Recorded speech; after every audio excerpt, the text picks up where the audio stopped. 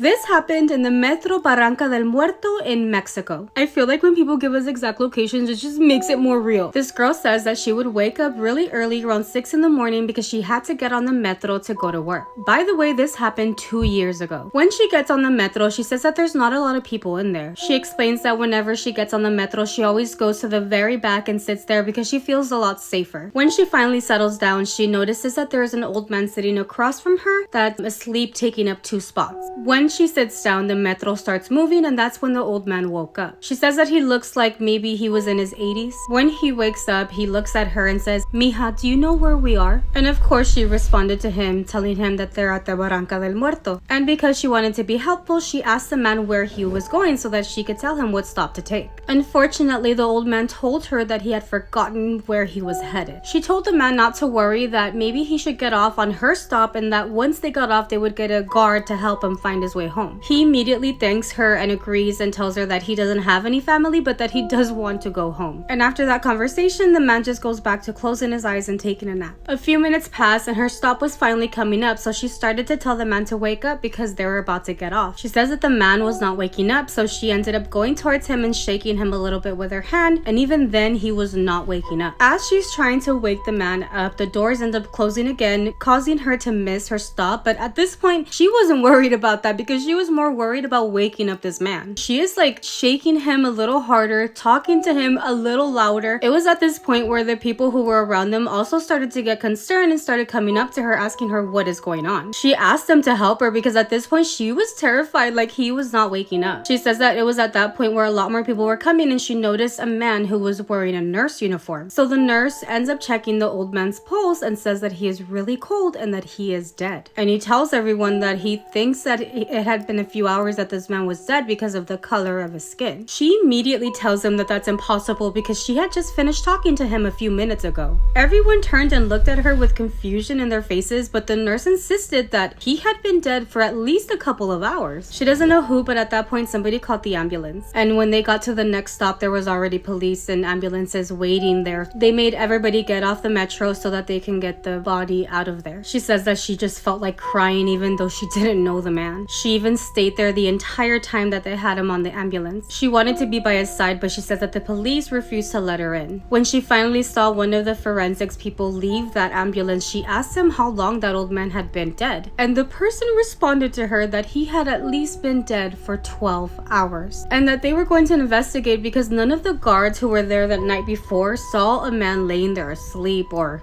as we now know, dead. This poor old man had been there dead overnight. She said that she finally ended up leaving, but she felt so uneasy and she felt so bad for the old man, and she has not stopped thinking about what happened ever since.